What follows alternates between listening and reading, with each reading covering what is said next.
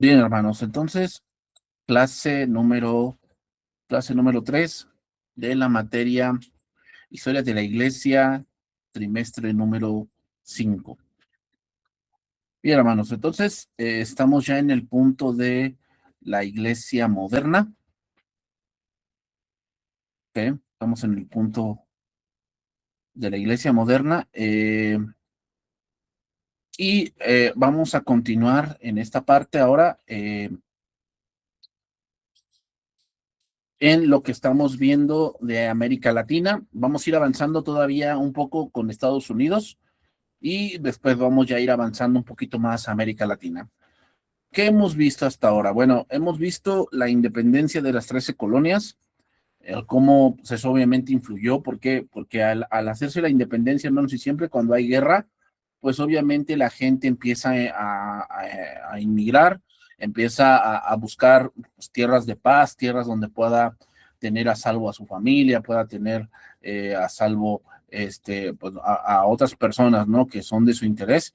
Entonces, esto contribuyó a que obviamente mucho territorio que no estaba,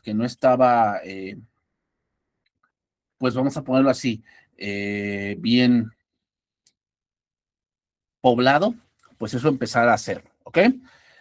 También ya vimos la inmigración, el ver cómo muchos empezaron a buscar en otros lados, empezaron a venir pues de Alemania, de Irlanda, de Italia, de Inglaterra, de Escocia, o sea, empezaron a venir de muchas partes del mundo buscando, o lo que se dice, ¿no? Buscando fortuna, ¿ok? Bien, entonces ahora vamos a ir a otro punto que es el segundo gran avivamiento. ¿Ok? El segundo gran avivamiento. Ok, vamos a ver ahora que obviamente hubo pues, un despertar dentro del pueblo o del territorio norteamericano y vamos a ver de qué se trató. ¿Ok? Vamos a ver de qué se trató este avivamiento. Y dice, o vamos a empezar allí, a finales del siglo XVIII, hermanos, comenzó en Nueva Inglaterra un segundo gran avivamiento semejante al primero. El primero fue, eso es Nueva Inglaterra, la parte cosa del territorio norteamericano, donde ahorita está, pues obviamente lo que es Nueva York. Toda esa parte antes era Nueva Inglaterra. Entonces, ahí comenzó un segundo gran avivamiento, semejante al primero. ¿Cuál fue el primero? La Reforma. ¿Ok?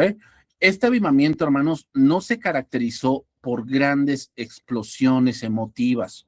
O sea, no fue un avivamiento como el que hoy estamos viendo, de que hay mucha euforia, que por los dones y todo ese tipo de cosas. No, hermanos. Este tipo de avivamiento era más bien de modo inusitado. O sea, las gentes empezaban a tomar su fe con mayor seriedad y reformaban sus costumbres para ajustarlas a las exigencias de esa fe. Eso nos referimos con un nuevo avivamiento. Y es que la población norteamericana, hermanos, empezaron a reformar sus pensamientos de acuerdo a las escrituras. Entonces, la asistencia a los cultos aumentó notablemente, eran numerosas las personas que contaban experiencias de conversión. Tampoco tuvo este avivamiento al principio los matices anti intelectuales que han caracterizado otros avivamientos, ¿no? Por decir, el avivamiento del 1900 en la calle Hudson de los de hablar en lenguas, ¿no? Que ellos estaban estudiando hechos y estos jóvenes se pusieron a orar muchas veces y toda la cosa hasta que supuestamente hablaron en lenguas y toda la cosa, ¿ok? No fue esa la característica de este avivamiento. Al contrario, se abrió paso entre muchos de los más distinguidos teólogos de Nueva Inglaterra. Y pronto, una de las universidades que tomó esta capitanía con Jonathan Edwards fue la Universidad de Yale. En esa universidad, hermanos, y en muchos otros centros docentes, se notó un gran despertar religioso. Es decir, las universidades fueron puestas, hermanos, para discipular y para quitar la analfabetización. De hecho, la escuela dominical, hermanos, que vemos en muchas iglesias, la escuela dominical no tenía el propósito como hoy lo tiene. ¿Cuál es el propósito que hoy se le ha dado? Bueno, la escuela dominical se le ha dado el propósito de enseñar a los niños, de enseñar a los jóvenes, de enseñar a los adolescentes, pero aquí en este punto, hermanos, la escuela dominical, la idea principal de ella era y quitar la analfabetización, o sea, que quería ella, el propósito de la escuela dominical, hermanos, era eh, dar alfabetización a toda la comunidad que tenía poca alfabetización. ¿Okay? Ese era el principal proyecto de la escuela dominical, no era lo que ahora se cree. Entonces, se fundaron docenas de sociedades con el propósito de difundir el mensaje del Evangelio. De ellas, las más importantes fueron la Sociedad Bíblica Americana, fundada en 1816, y la Junta Americana de Comisionados para Misiones Extranjeras, ¿okay? Fundada 6 años antes. Esta última fue el resultado de un compromiso mutuo, hermanos, que un grupo de estudiantes hizo años antes, cuando reunidos sobre un montón de heno, decidieron dedicarse a las misiones extranjeras. ¿Okay? Entonces, cuando uno de los miembros enviados por esa organización, llamado Adoniram Hudson, se hizo bautista, los bautistas norteamericanos se sintieron llamados a dejar a un lado algo de su congregacionalismo y organizar una convención general cuyo propósito original era apoyar las misiones bautistas en otras partes del mundo, ¿no? Entonces, hermanos, básicamente, bien, muchas veces nosotros decimos, vayan de misioneros y nosotros a veces, cuando vimos un misionero, pues como que tenemos la idea en nuestra mente de, de irse a la selva lacandona e irse allá al África, allá, ¿no? Donde hay serpientes y escorpiones y está el ébola y todo el tipo de cosas, ¿no? Y así imaginamos a misioneros en verdad. Y hermanos, en algunos casos sí es así, pero hermanos, la verdadera misión, o sea, vean ustedes por ir a Pablo. Pablo no iba a las selvas y todo ese tipo de cosas, o sea, no, iba a las grandes ciudades. ¿Por qué razón? Bueno, porque de las grandes ciudades, cuando tienes aquí un instituto, una escuela muy fuerte, esa explosión, la gente va a los pueblitos lejanos y así es como ya llega más el evangelio a ese tipo de lugares. Entonces, hermanos, o sea, no digo que no un misionero no vaya a la selva y al Amazonas y todo ese tipo de cosas, no, sí, pero lo más importante de un misionero no es convertir ciertas tribus, sino lo más importante es que se cree un discipulado, y muchas veces el punto de un misionero es establecer una escuela donde analfabetice a cierta comunidad, ¿no? Okay, o sea, a lo más que te vas a enfrentar como misionero, sí es al idioma, pero también la analfabetización de la gente, ¿no? Que no ha leído. O sea, yo me enteré apenas de un misionero que fue a Perú y dice que uno de los problemas que vio en Perú era que había gente allí que nunca había leído un libro, nunca había leído un libro en Perú, hermano. O sea, ese es un gran reto que a veces los misioneros tienen, ¿no? Y no se fue al Amazonas y no se fue hacia una selva, ¿no?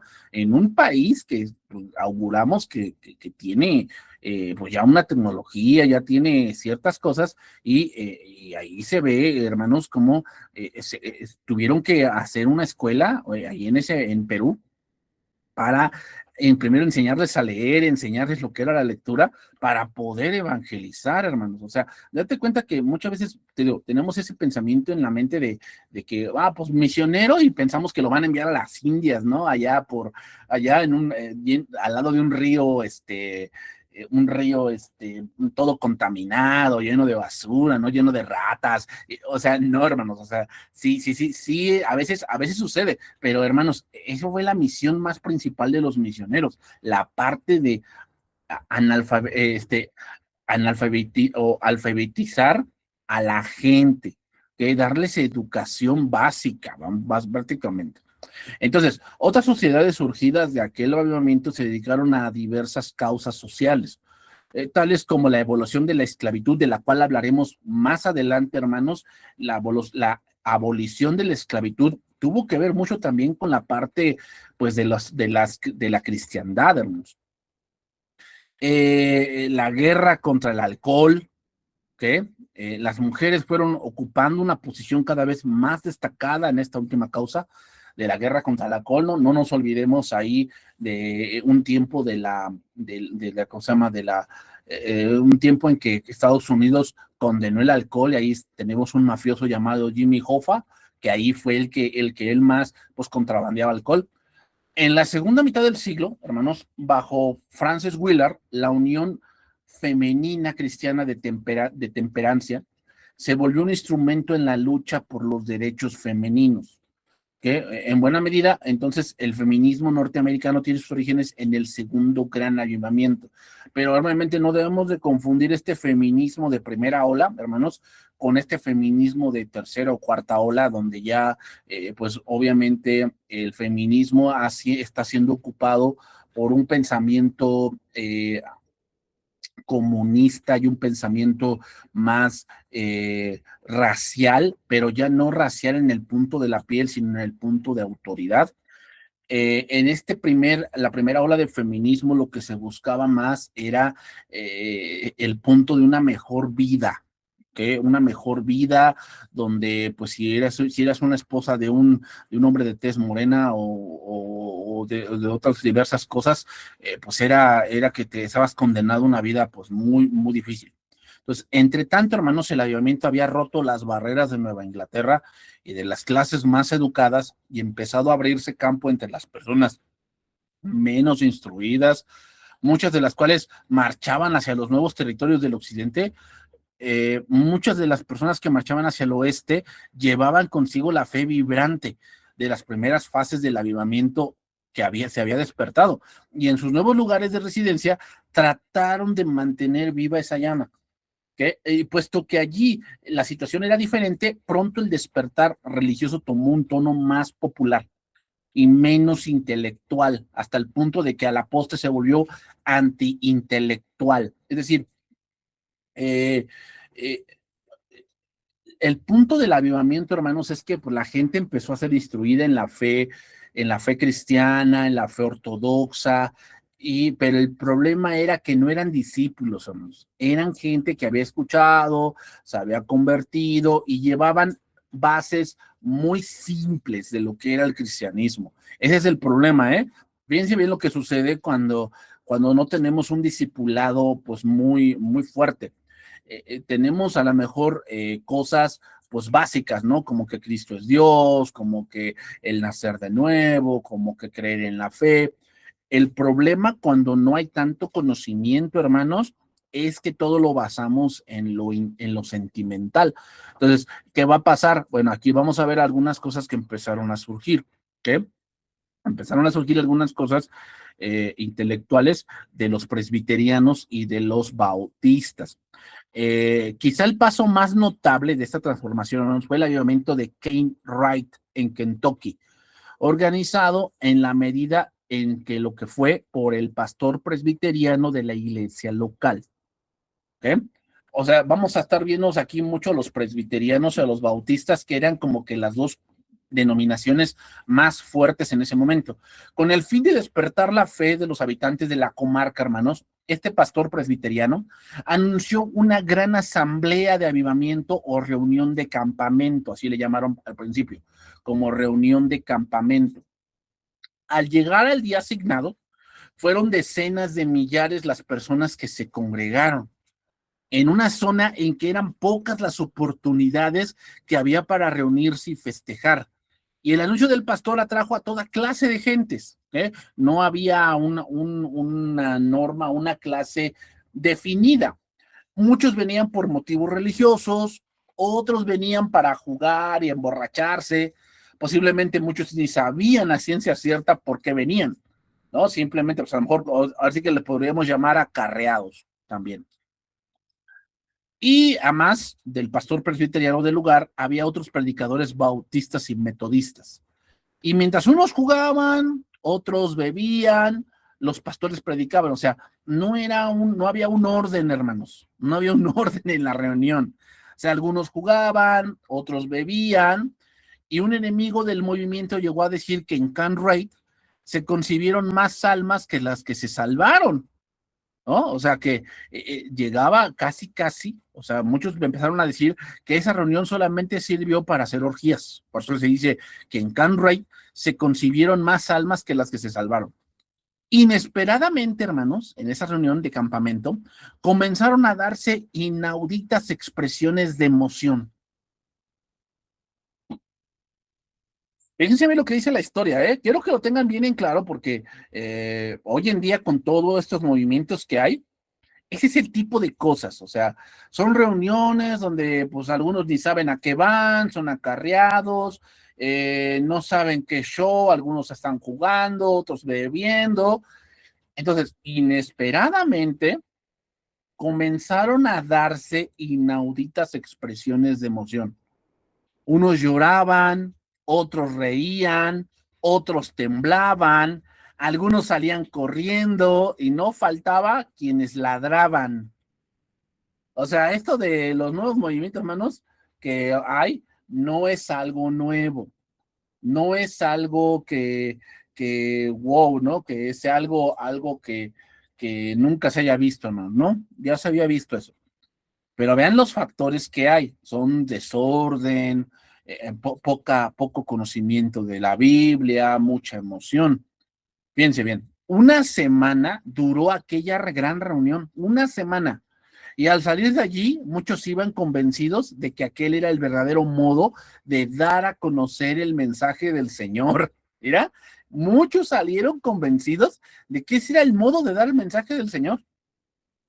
Y a partir de entonces, hermanos, cuando se habló de los Estados Unidos de América, eh, de evangelismo o de avivamiento, se pensó en términos parecidos a los de Conroy. O sea, ¿se dan cuenta? O sea, el emocionalismo ocupa el racionalismo y entonces empiezan a pensar que la manera de evangelizar y la manera de hacer las cosas es como Conroy. Y pronto, en muchos círculos, comenzó la costumbre de organizar un avivamiento todos los años. O sea, vean, todo ese tipo de locuras pensaban que era avivamiento. Ellos pensaban que era avivamiento.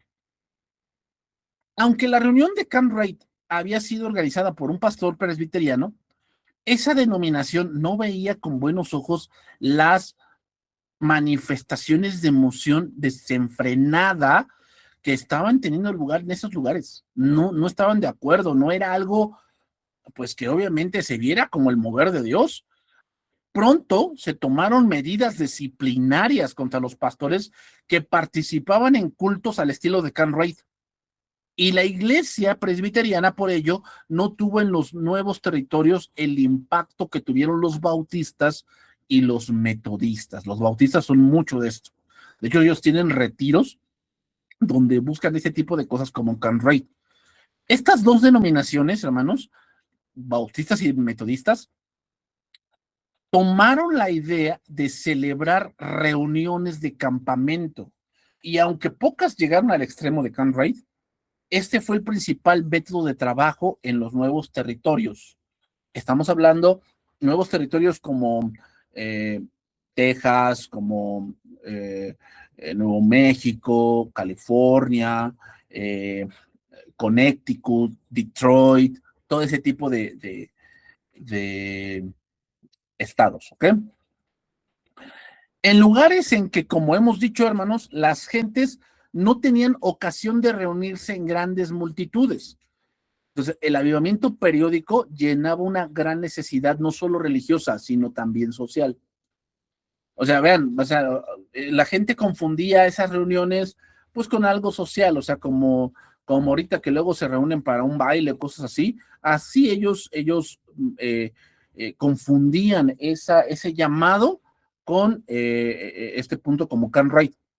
Entonces, otra de las razones, hermanos, del crecimiento metodista y bautista fue que esas dos denominaciones estuvieron dispuestas a presentar su mensaje en la forma más sencilla posible y a utilizar para ello a predicadores de escasa preparación. ¿Qué? O sea, utilizaban a gente pues del pueblo, gente de ellos, gente que a lo mejor pues ni siquiera sabía la Biblia, pero lo presentaban para que la gente se identificara con ellos, pero no presentaban el evangelio en su en grandes rasgos, hermanos.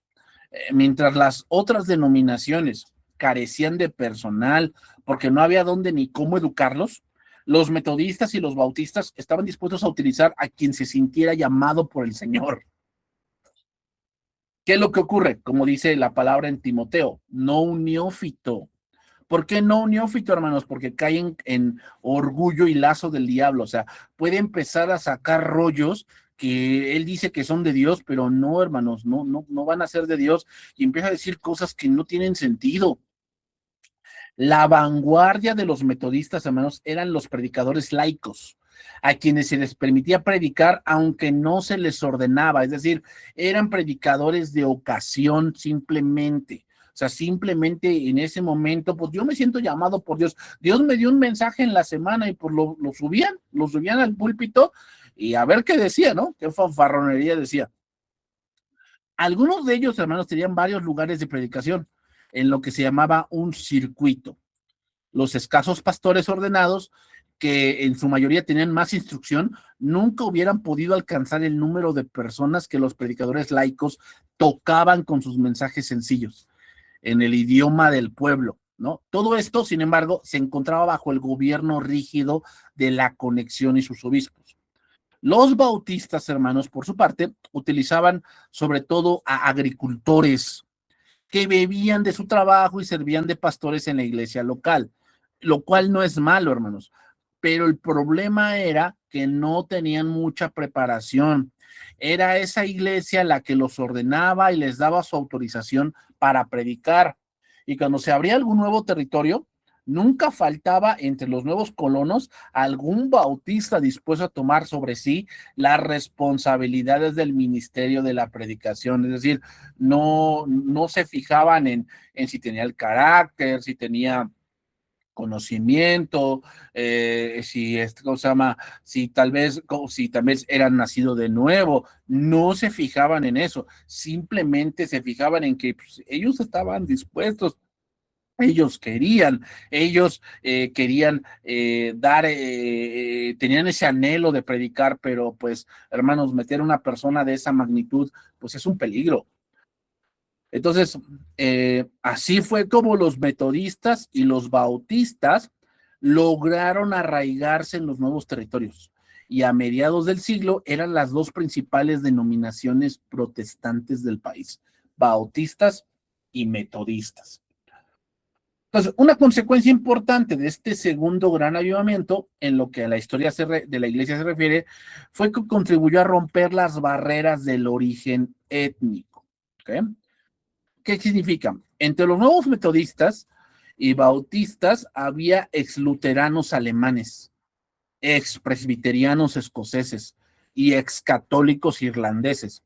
Entonces, luego, aunque todavía en términos generales continuó siendo cierto que las divisiones denominacionales coincidían con los orígenes de diversos grupos, esa coincidencia se hizo menor cada vez. Es decir, se fue perdiendo ya el punto de que yo soy irlandés, yo soy alemán, yo soy escocés, y se fue dando más el punto de que eran americanos. ¿Okay?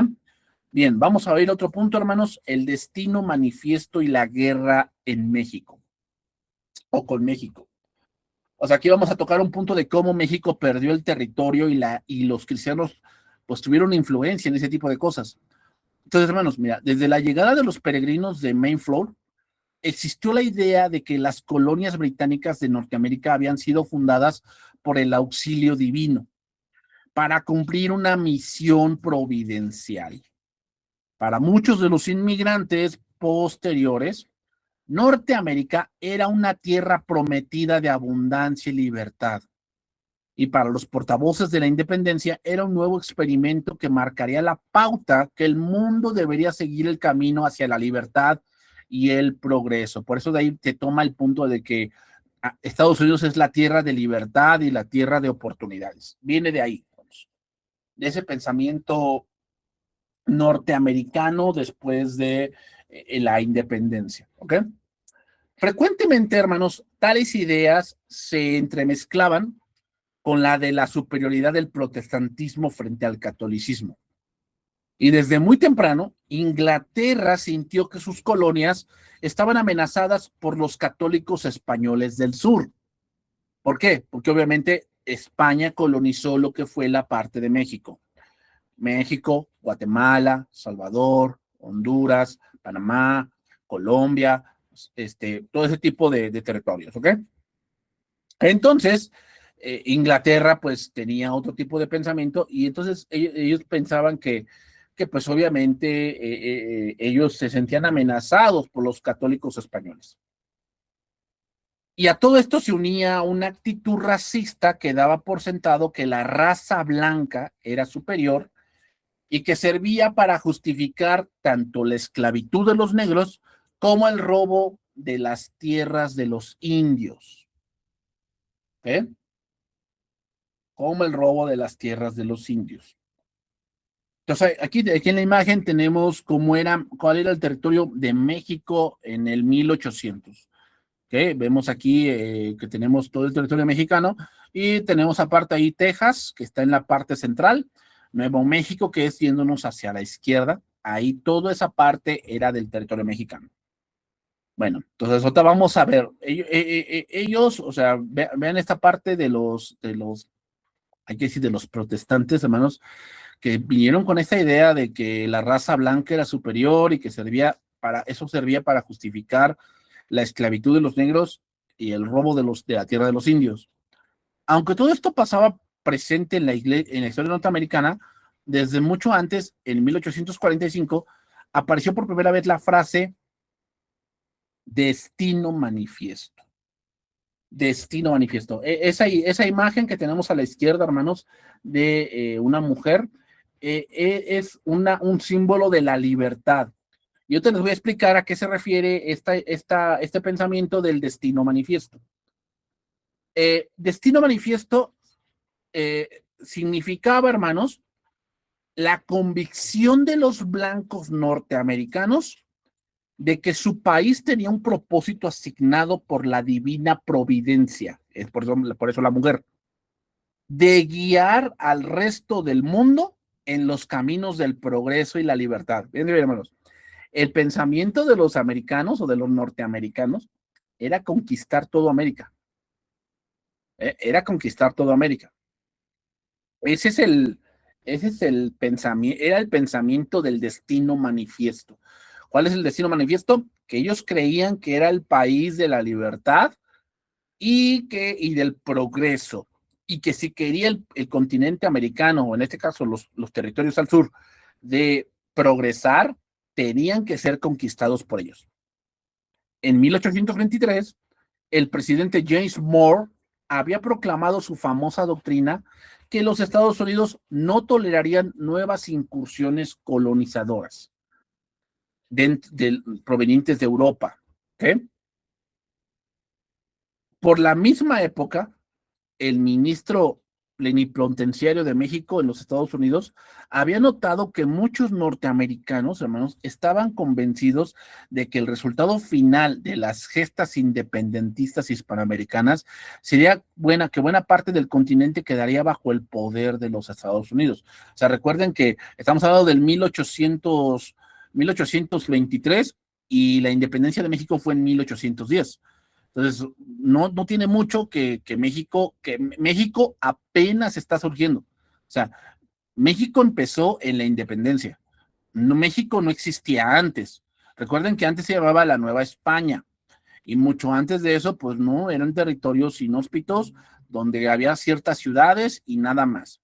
México comenzó en la independencia de 1810. Ahí comenzó México. Entonces, obviamente, ¿qué pasa después de una independencia, después de ese tipo de cosas? Bueno, pues lo que pasa era que pues hay demasiada pobreza, demasiada desorganización, demasiada abuso, o sea, muchas cosas están pasando. Entonces, cuando la frase destino manifiesto apareció por primera vez en 1845, se refería particularmente a la expansión del país hasta el Pacífico. Eso es lo que más bien lo que se expresaba. Ocupando el territorio de Oregón, que estaba en disputa con la Gran Bretaña, y todos los territorios que México poseía al oeste de los Estados Unidos. ¿Eh? O sea, esa era la misión del Destino Manifiesto. Era ocupar territorios de un lado al otro. Puesto que la cuestión de Oregón se resolvió pacíficamente, hermanos, mediante negociaciones, lo que quedaba pendiente era la posesión del territorio mexicano, que lo vemos pues otra vez en esta imagen. Toda la parte norte de México, esa parte era la que los Estados Unidos querían. Entonces, el expansionismo norteamericano, hermanos, se había manifestado desde antes en el caso de Texas.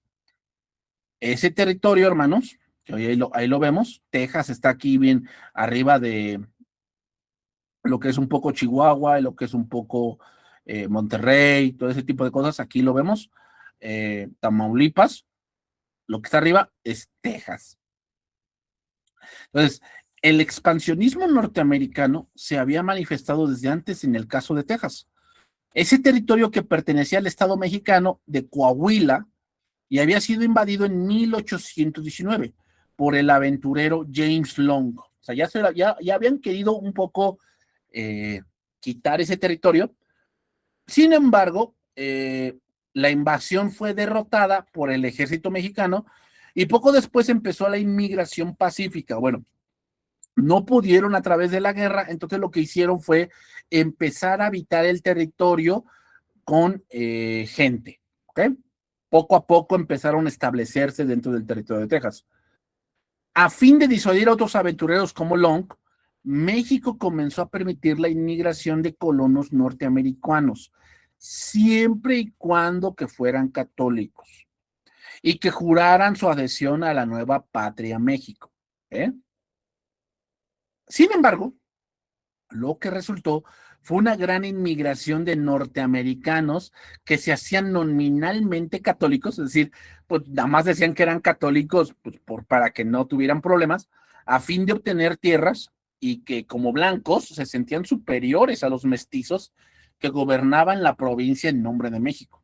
O sea, ellos se sentían superiores y pues, un poco aceptaban la jerarquía de los mestizos, pero ellos traían su cuento. Años después, Esteban Austin declararía que durante 15 años, él dijo así, durante 15 años he estado trabajando como un esclavo para americanizar a Texas. Y después diría, que ellos dirían que sus contrincantes, Austin decía, que sus contrincantes eran una población de indios, mexicanos y renegados, todos mezclados y todos enemigos naturales de los blancos y de la civilización. O sea, vean el pensamiento que traían de eso del Destino Manifiesto. En el caso de Texas, hermanos, el Destino Manifiesto de los Estados Unidos se unió a la cuestión de la esclavitud y la especulación de tierras cuando México declaró abolida la esclavitud en 1829. Los norteamericanos residentes en Texas, que se estaban enriqueciendo a base del trabajo de los esclavos, respondieron con el subterfugio de declararlos libres, pero hacerles firmar contratos de servidumbre vitalicia. Es decir, ellos decían que les habían dado la libertad, sin embargo, ellos querían ser esclavos por voluntad propia. Así se quitaron ese problema, ¿no? O sea, ya cuando México dijo que la esclavitud estaba abolida, ellos pues encontraron, ya saben, una laguna. Además, puesto que tal situación no podía durar, les dieron nuevo impulso a las conspiraciones que habían existido desde antes, con vista a separarse de México y unirse a los Estados Unidos.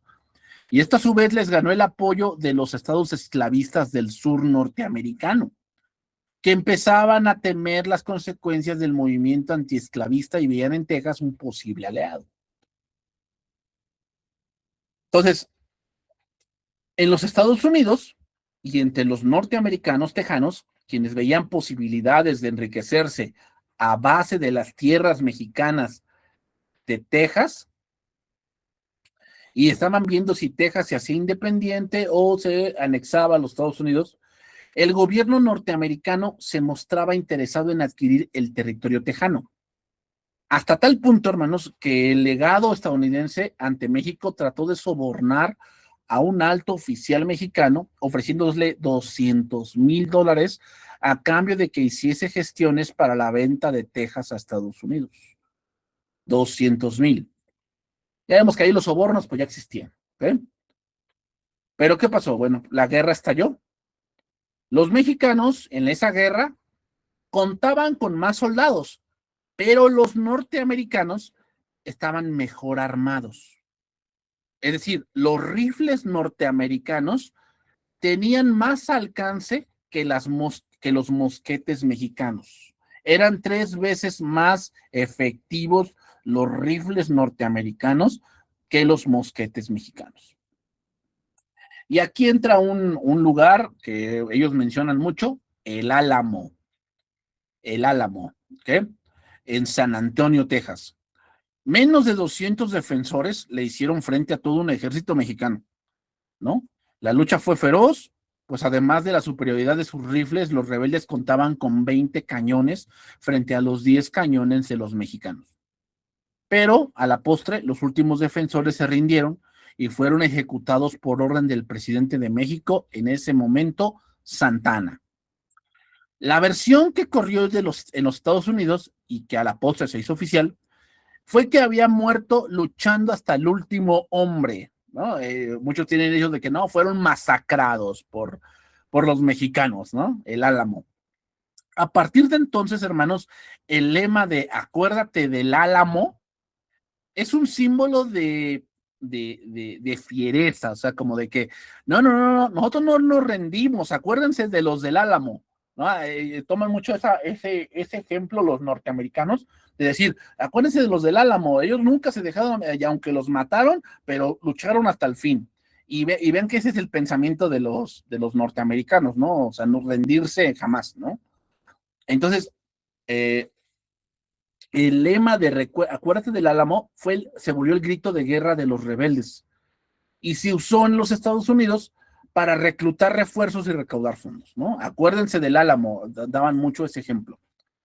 De hecho, los historiadores, hermanos, han mostrado que la mayoría de los defensores del Álamo no eran verdaderamente tejanos, sino aventureros recién llegados, y que lo mismo era cierto del ejército rebelde que luchó por la causa de la independencia. Y luego la rebelión tejana se volvió una confrontación entre mexicanos y norteamericanos. Entonces, repetidamente, hermanos, los primeros vencieron a los últimos, pero en abril de 1836, Sam Houston, al mando de un fuerte contingente norteamericano, sorprendió al cuartel general de Santana y se apoderó de su persona, de Santana. Muchos dicen, hermanos, algunos historiadores que yo he leído, era que Santana, él sabía que ese general Sam Houston estaba en camino y que era algo de temer, que él debía estar listo, que él debía estar ahora sí que velando. Pero Santana, típico de los mexicanos, estaba festejando y emborrachándose. Y cuando Sam Houston llegó al cuartel de Santana, Santana estaba pues totalmente bajo las influencias del alcohol. Eso es lo que dicen algunos historiadores. Ya saben, dependiendo si son patrioteros o no. Entonces a Santana, estando prisionero, no le quedó entonces más remedio al presidente cautivo que acceder a la independencia de Texas. Poco después, Houston fue electo presidente de la República de Texas. En ese momento, hermanos, Texas simplemente era un estado independiente. Eh, todavía no estaba uniéndose a los Estados Unidos. ¿Ok? Entonces, México consintió el hecho de que Texas se independizara siempre y cuando no se anexara a los Estados Unidos y fuese un estado católico.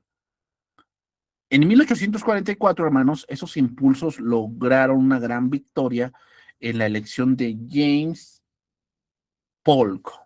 James Polk, el que vemos allí en la imagen, a la presidencia. Y aún antes de que el nuevo presidente tomara posesión de su cargo, mediante resolución conjunta del Congreso de los Estados Unidos, Texas vino a ser un estado norteamericano. Pero esto no bastaba a los designios de Polk y el partido expansionista. Recordemos que, como hemos consignado, el destino manifiesto estadounidense es: yo quiero todo el territorio oeste, hasta el Pacífico. Ese destino y diversos intereses económicos requerían la expansión de los Estados Unidos a lo menos hasta el Pacífico. Para lograr tal expansión, no había otro método que provocar la guerra en México, y la política de Paul se dirigió hacia ese fin. ¿Okay? Sin embargo, había sentimientos en los Estados Unidos que se oponían a una posible guerra con México, pues la creían injusta. ¿Okay? La creían injusta. Por tales razones, hermanos, era necesario provocar a México de tal modo que el pueblo norteamericano se sintiera agredido y requiriera venganza. O sea, el pensamiento de Polk fue: no vamos nosotros a guerrear, no vamos nosotros a provocar, vamos a provocar que los mexicanos ataquen primero para que entonces nosotros podamos responder.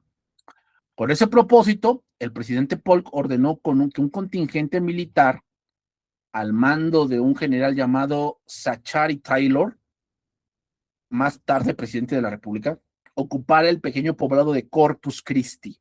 Corpus Christi es un terreno de Texas. De hecho, ahí fue donde nació su gran admiradora y su gran ídola, Selena Gómez. No, mentira. Déjeme recordar bien cuál es su ídola de ustedes. Selena, ¿no? Selena, la de la Biribiribamba, ahí.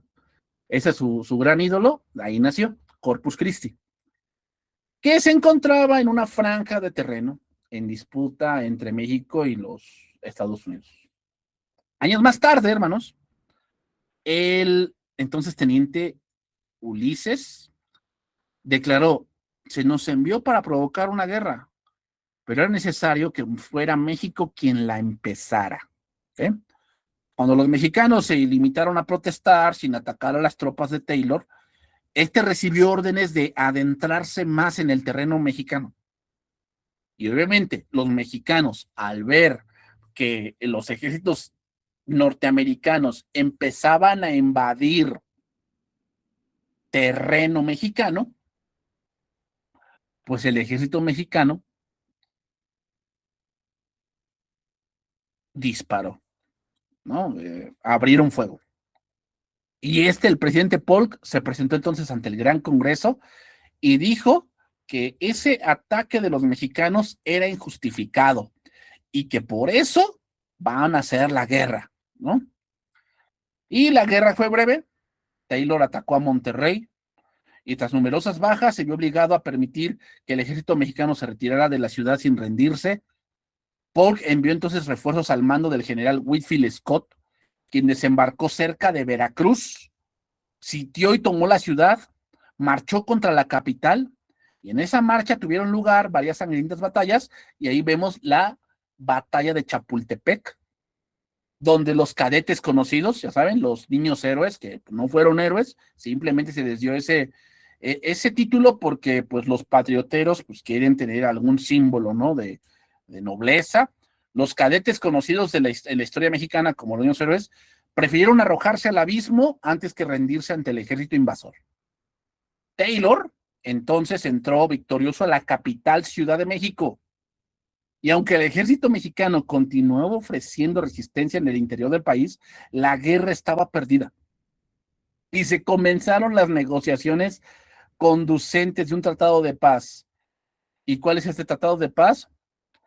El tratado de paz donde se consideraría el territorio, ¿no? En los Estados Unidos las opiniones estaban divididas en cuanto a qué se debía hacer.